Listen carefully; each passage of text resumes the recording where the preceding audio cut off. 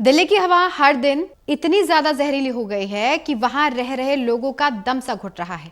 लेकिन पॉल्यूशन से सिर्फ फेफड़ों पर ही असर नहीं होता, दिमाग पर भी असर हो रहा है, ये कहा जा रहा है। असल में हेल्थ एक्सपर्ट का ये कहना है कि ये जहरीली हवा सिर्फ फेफड़ों की बीमारी ही नहीं बल्कि दिमाग, शरीर के बॉडी पार्ट और दिल की बीमारी का भी शिकार बना रही है। एक रिपोर्ट जिसके मुताबिक बुजुर्गों, स्कूल जाने वाले बच्चों और गर्भवती महिलाओं को इस एयर पॉल्यूशन की वजह से कई सारी मुश्किलों का सामना करना पड़ रहा है। लोग सांस लेने में दिक्कत महसूस कर रहे हैं, उन्हें कई तरह की शारीरिक दिक्कतें भी आ रही हैं, जैसे कि सिर दर्द हुआ, चिड़चिड़ापन, भ्रम, कमजोरी, इन तरह तमाम तरीके की जो समस्याएं हैं इनसे लोग जूझ रहे हैं। अब ये जानना जरूरी है कि आखिर गैस चैम्बर दिल्ली को क्यों कहा जाता है, किस वजह से इसको गैस चैम्बर कहा जाने लगा है। असल में एयर पॉल्यूशन के दौरान हवा में न्यूरोकॉग्निटिव बढ़ने लगता है, जिसकी वजह से नाइट्रोजन डाइऑक्साइड, सल्फर डाइऑक्साइड और कार्बन मोनोऑक्साइड से सीधे जुड़ी हुई है। यह इंसान के नर्वस सिस्टम को बुरी तरह से प्रभावित करता है, नुकसान पहुंचाता है।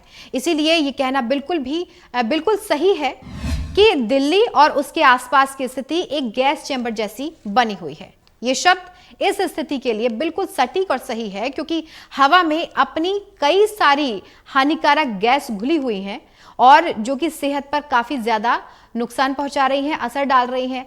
अब हाल ही में स्कूल जाने वाले जो बच्चे हैं, उन बच्चों के ऊपर एक स्टडी की गई है जिसमें पाया गया है कि खराब AQI का सीधा असर बच्चों के दिमाग पर होता है।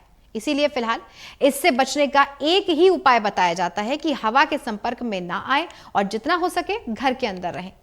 जिन लोगों को पहले से ही कोई बीमारी है या फिर जैसे अस्थमा जैसी बीमारी है, COPD है, तो इन लोगों को ज्यादा बचाव की जरूरत है और उनको डॉक्टर्स कह रहे हैं कि आप घर में रहें, ज्यादा से ज्यादा घर में रहें। अगर काम करते हैं तो वर्क फ्रॉम होम करें।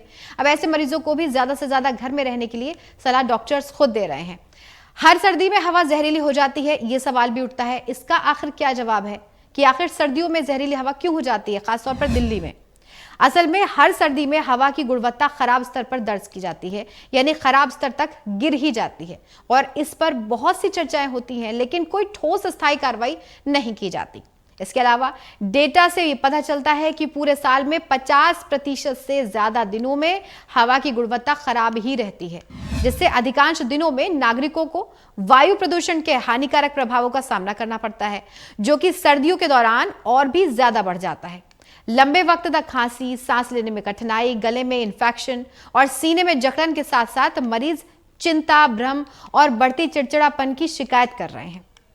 ये वायु प्रदूषण एक बड़ा संकट है जिसे तत्काल कम करने की जरूरत है। इस प्रदूषण से खुद का बचाव बेहद जरूरी है।